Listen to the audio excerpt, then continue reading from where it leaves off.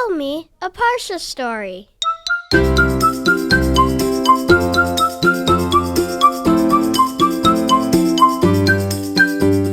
Welcome to Parsha House.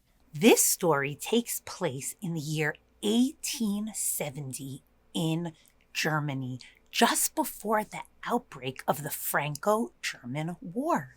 There was a company called Beer and Sondheimer, and they specialized in metals and in copper.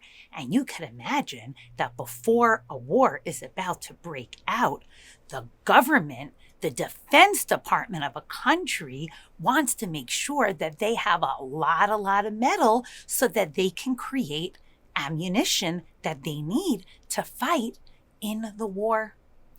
It was Friday afternoon, 2:00. Mr. Beer said goodbye to everybody at the office. He was heading home for Shabbos. On Shabbos, Mr. Beer did not do any work. He spent time with his family, he went to shul, he ate the Shabbos meals and was involved in beautiful Shabbos activities, not work.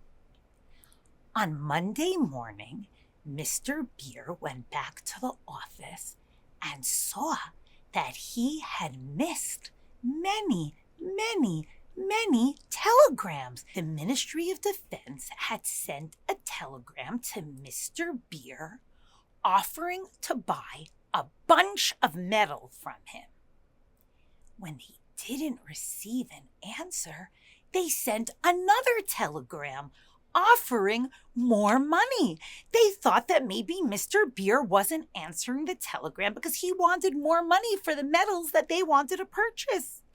So they sent a third telegram and a fourth and a fifth and a sixth.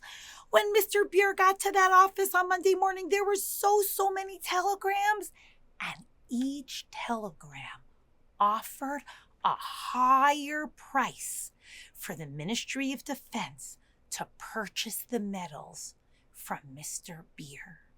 Mr. Beer reached out to the Ministry of Defense and said, "I will be honored to sell metal to you, but only at the original price that you offered.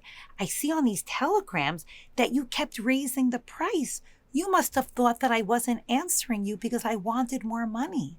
I wasn't answering you because I was keeping the holy day of Shabbos, and I don't work on Shabbos. So I'm happy to sell it to you, the first price, not the highest price." And as a result of this sale that he made and the honesty that he showed to the government of Germany, they said, "You are going to be the one that we make our purchases from." And this helped his company grow very big and very successful. Who did Mr. Beer learn this from? None other than Rabbi Safra. Who was Rabbi Safra? Rabbi Safra was an Amora, a rabbi that lived in the time that the Gemara was being learned and put together. Rabbi Safra lived in Bavel, and he was in the middle of davening. He was in the middle of saying Shema when somebody came to him and made an offer because they wanted to buy wine from him. And he wasn't able to answer them because he was in the middle of speaking to Hashem, so he couldn't speak to somebody else. But when they saw that he didn't answer, a higher price was offered, and another higher price, and higher and higher and higher. And when Rabbi Safra finished davening, he told the customer, "I'm happy to sell the wine to you, but only at the original price that you offered. I wasn't not answering because I was trying to get more money from you. I was just in the middle of davening, so I wasn't able to answer." Who is the first role model of this for both Rabbi Safra and Mr. Beer?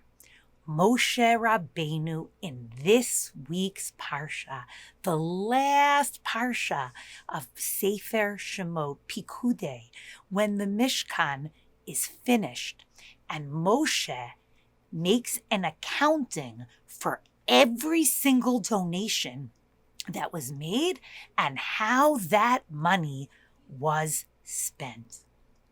The Midrash Tanhuma tells us that Moshe overheard two people talking.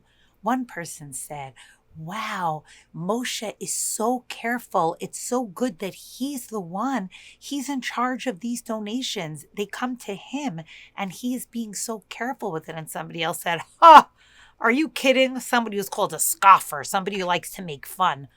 He's going to become very rich off of this. You'll see. And when Moshe heard that, Moshe knew we have to not just be honest and scrupulous in our dealings between ourselves and other people and ourselves and Hashem. We have to make sure that we act in a way that it would never even look. No one would ever be able to think that maybe we took advantage or maybe we cheated.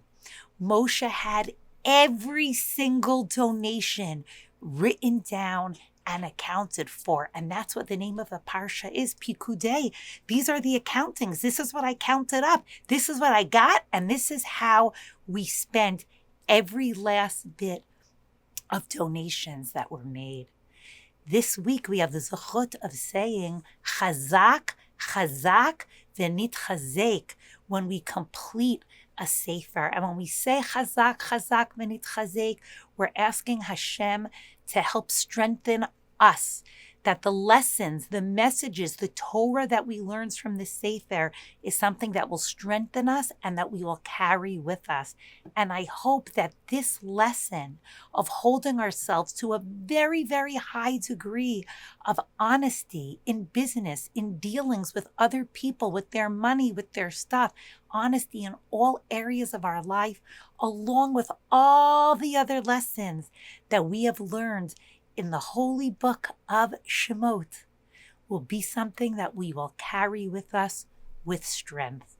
Chazak, chazak, v'nitchazek. Shabbat shalom.